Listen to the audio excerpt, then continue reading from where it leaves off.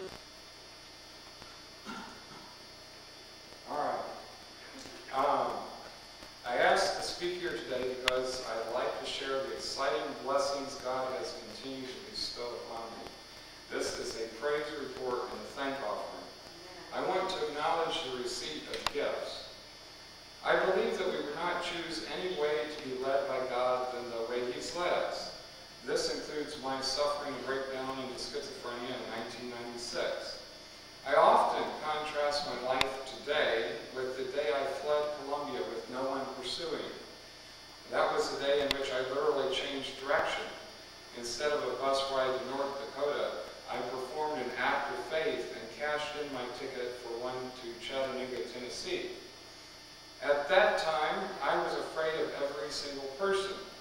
My soul drew near death because I refused any spiritual bread. I argued that one could be a spiritual being in isolation without community. The defenses I created around my heart as a child grew in strength and force. It wasn't until things got out of control in the disease process that God could reach me. For it wasn't only people I was alienated from. I had rejected the God of my childhood. All I knew was in my head. My heart had yet to taste the water of life we yearn for today. Blindly, I turned to what I could see and saw a universe that took care of people like me. God didn't let me off on that technicality. He wants to be real and personal in each of our lives. I was alienated from God and man, yet I wanted to change the world. From my childhood, I've had an attitude of fairness and justice and have been sensitive to oppression. And when I was offered the advice that there's a demon in charge of this world, and a wise man will stay out of his way, I wanted to charge right into battle, but with nothing on. No wonder I got scared. But that day the scripture was fulfilled for me. Strengthen ye the weak hands, and confirm the feeble knees. Say to them that are of a fearful heart, be strong, fear not. Behold, your God will come with vengeance, even God with a recompense. He will come and save you. I felt like a prisoner being exchanged between the parties of the great controversy, directly rescued by Jesus. Fear remained my companion after I invited Christ into my heart. My relationships to this world also needed healing. How can I love God but not my neighbor and myself? Demons continued to oppress me, especially because of my isolation from other people. But the promise continues. And the parched ground shall become a pool, and the thirsty land springs of water. In the habitation of dragons, where each lay, shall be grass, and with reeds and rushes. After many years, a key element in my healing took place. I was led to forgive my parents for my childhood hurts, some of which were serious, and they replaced a curse with a blessing. This resolution freed energy that was tied up with the past to be used in the present. And I have begun to put that energy to good use. In 2 weeks, I'll be finishing up 2 calendar years of returning to college part-time. Loving God is my livelihood, but I need a vocation to support that. Vocational rehabilitation and I have a goal of completing a master's degree so that I can teach at a community college. My mind has been blessed. This semester I began the physics sequence, and I intend to complete 22 hours of physics while earning a Bachelor of Science in Math. On the last exam, I came in 10th in a class of 248.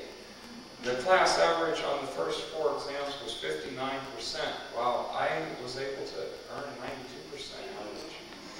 So today I want to give thanks to the one who has healed me this way. God is helping me make a real comeback. The best thing that's happened is that school has begun to challenge me. That happened in Calculus 3. I worry my humanity. I must make efforts and mistakes to learn and grow. I am a 3-time college dropout, but I've started 4 times, and this is applicable spiritually as well. And highways shall be there, and a way, and it shall be called the way of holiness. The unclean shall not pass over it. But it shall be for those, the wayfaring men, though fools, shall not err therein. A child of God may be perfect at every stage of development. Reason is endorsed by the one whose ways are higher than mine as a means of communicating one-on-one with that one whose ways are higher than mine. Come now and let us reason together, saith the Lord. Though your sins be as scarlet, they shall be as white as snow. Though they be red like crimson, they shall be as wool. Ho, every one that thirsteth, come ye to the waters, and he that hath no money, come ye, buy and eat. Yea, come, buy wine and milk without money and without price. For my thoughts are not your thoughts, neither are your ways my ways, saith the Lord. For as the heavens are higher than the earth, so are my ways higher than your ways, and my thoughts than your thoughts. So shall my word that goeth forth out of my mouth, it shall not return unto me void, but it shall accomplish that which I please, and it shall prosper in the thing whereto I sent it.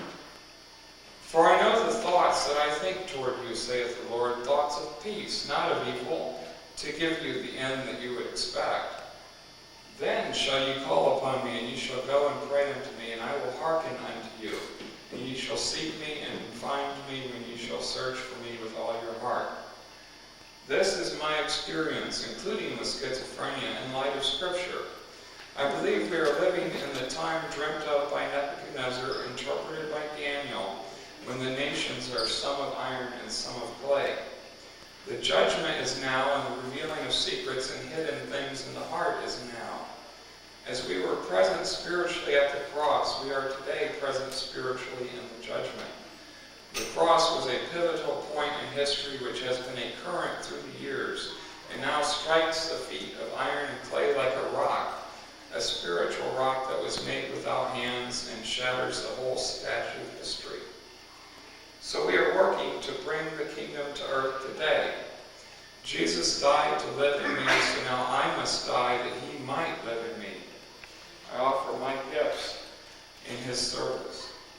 I will put on the armor of God, for we wrestle not against flesh and blood, but against principalities, against powers, the rulers of the darkness of this world, against spiritual wickedness in high places. Wherefore take unto you the whole armor of God, that ye may be able to withstand in the evil day, and having done all, to stand. Stand, therefore, having your loins girt about with truth, and having on the breastplate of righteousness, and your feet shod with the preparation of the gospel of peace. Above all, taking the shield of faith, wherewith ye shall be able to quench all the fiery darts of the wicked. And take the helmet of salvation and the sword of the Spirit, which is the word of God. Praying always with all prayer and supplication in the Spirit, that it may be so. Amen.